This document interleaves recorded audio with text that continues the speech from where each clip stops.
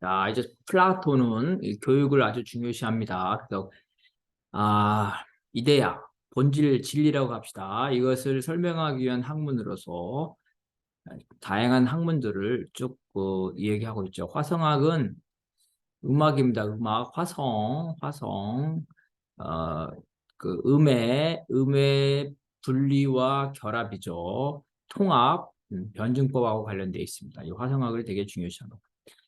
이들 학문이 어떻게 이데아를 본질을 설명할 수 있는지를 강조를 합니다. 그래서 인간의 혼을 생성의 세계, 그 자연의 세계죠.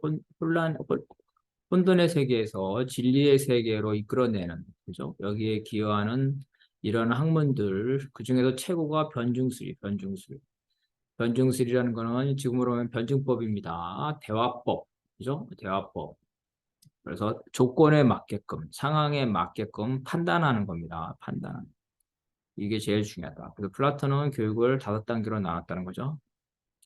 먼저 17살까지 청소년기인데요. 이때는 이제 품성 교육이 제일 중요합니다. 품성에서 제일 중요한 거는 시가 교육, 언어죠, 언어. 우리로 치면 국어, 언어가 제일 중요하다. 체육보다는. 청소년 시기에는 되게 감성적으로 민감하죠. 그래서 감동도 잘 받습니다. 그래서 언어, 시, 문학, 이걸 통해서 그래서 풍부한 감성, 인간다운 감성을 하는 이러한 시가 교육을 해야 되는 겁니다. 그런데 시가는 자, 선율이 있죠. 운이 있습니다. 이런 것을 통해서 조화, 그죠? 노래라고 생각하면 돼요. 노래는 음이 조화를 이루어야 되죠. 음이 조화를 이루어야 된다. 화음, 그래서 조화를 이루고 그 다음에 리듬, 짧고 길고 쪼개고 합치고 우리는 변증법적인 부분을 음악을 통해서 익힐 수가 있다는 거예요. 그 이야기를 통해서 역사를 가르쳐 주죠. 이야기, 문학이 단순한 문학이 아니죠. 그 나라의 역사를 가르쳐 주고 영웅들의 이야기를 가르쳐 주면서 용기를 불어주는 겁니다. 그래서 인격을 닦는 이러한 시기예요. 그래서 문해, 음악, 조형 미술 등 이게 정서적으로 하는 것, 비교적 낮은 수준이죠. 여기서부터 시작을 한다는 거예요. 그 다음에 이제 체육으로 나가는데 체육은 육체 단련이 목표가 아니라 정신적 도약, 즉 나라를 지키는 거죠. 그런 게 중요하고 한편으로는 체육을 통해서 어, 쾌락, 그죠? 즐거움을 가리키고 집단성을 가리키고 하고 이런 자유로운 체육 활동을 보장을 하는 겁니다. 이름으로써 그 학습 활동 중에 각자의 개성이 발견되고 체육 교육의 목표는 군인으로서 체력과 용기를 다지는 데 있다. 전사의 덕은 건강한 신체와 격정적인 성향에서 나오는 열정이죠. 그래서 그것들을 체육을 통해서 다루는 거고 또 건강한 신체를 하기 위해서 식생활로 관련됐기 때문에 이러한 식생활에 대해서 좋은 습관을 형성하는 거다. 그래서 체육이 이 섭생, 제대로 잘 먹고 음식을 조절하고 신체 단련을 통해 근육을 기르는 것뿐만 아니라 열정, 국가를 지키기 위한 열정, 용기 이런 것들을 하기 위한 것들이 모두 체육이나 시간 모두 청년의 혼을 키우는 그러한 교육이라는 거예요.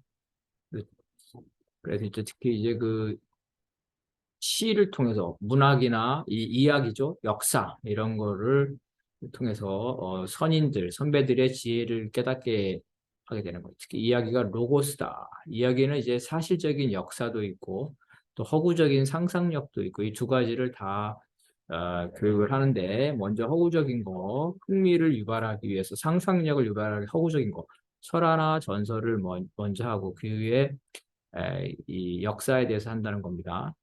그래서 어떤 역사, 시가 노래를 통한 그 서사시 이런 거겠죠. 뭐 이런 것들을 통해서 진리와 아름다움 그리고 거짓과 진실, 추함을 파악하고 그런 것들을 경험하게 만들어요. 그래서 아름다움을 좋아하고 추한 것을 싫어하도록 하는 그러한 이제 그 정서, 그죠?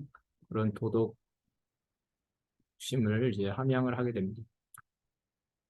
두 번째는 17세에서 20세까지 이때는 현장 실습이죠. 전쟁, 산업, 정치, 현장 실습을 나갑니다. 그래서 이 시기에는 또 한편 기초적인 군사 훈련을 통해서 어떤 공경에도 참을 수 있는 인내심을 키우고 체육을 집중적으로 전수를 시킵니다. 이제 청소년기 때 육체적인 능력이 배가 되기 때문에 체육을 집중적으로 전수시키고 이 과정을 통해서 성적이 불량한 자는 생산자 계급으로 나 교육을 통해서 제일 그 실력이 안 좋으면은 이 생산자 물건을 만들거나 파는 걸로 간다는 거죠. 그 다음에 20세에서 30세까지 10년 동안은 그 중에 일부를 10년 동안 변증술, 토론이죠. 토론, 상황 판단 이런 거죠. 사실 판단, 상황 판단 하는 판단력 훈련을 하고 지혜를 쌓는 훈련을 하는 거죠. 사물을 통찰할 수 있는 훈련을 하는 거고 이 철학의 예비 교과로서 이제 수학, 기하, 천문학, 음악 이론들을 체계적으로 배우게 합니다. 이 시기에 불량한 학생은 군인으로 나와서 한다는 거예요. 그 다음에 이제 넷째 단계에서 이제 그 똑똑한 사람들이 남은 거죠. 이 사람들에서 30에서 35세까지는 이제 본격적으로 변증법, 그죠? 변증법, 이 대화를 통해서 사람을 설득하게 하고 그죠? 여러 가지 구체적 조건에 따라서 판단할 수 있는 이런 지혜를 배우도록 하는 겁니다. 그래서 이 시기에는 이제 감각적인 것을 떠나서 순수하게 철학적인 거죠. 사물의 본질을 취급하는 시기. 그래서 사물의 진리를 깨닫는 그러한 훈련을 하게 됩니다. 다섯째는 35세에서 50세까지의 현장에서 지휘관이나 고급 관리로 일하도록 합니다. 그래서 이 시기는 이제 동굴에 들어가는 시기. 그래서 이제 동굴에 들어가서 현상과 본질, 거짓과 진리를 파악할 수 있는 훈련을 하게 되고 실제로 세상에 나와서 군사와 정치의 아, 중간 지도자로서 실습 연구에서 경험을 쌓는다는 거예요.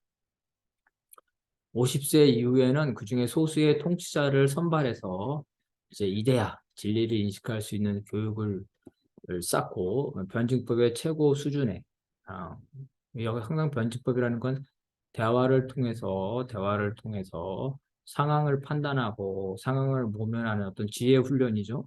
이런 것들을 해서 변증법의 가장 기본적인 것들의 나아가서 진리 이러한 것들을 파악하도록 하면서 한편으로는 후진을 교육을 시킨다는 겁니다. 그래서 여기서 교육시키는 방법, 플라톤이 말한 학교죠. 아카데미아에서 실행 방법은 소크라테스적 방법이죠. 대화법이다, 대화법. 그것은 소피스트의 논쟁술, 개변술에 빠지는 대화법이 아니라 좀 진리를 찾아가는 자기 성찰과 진리 탐색을 위한 방법이라는 거죠.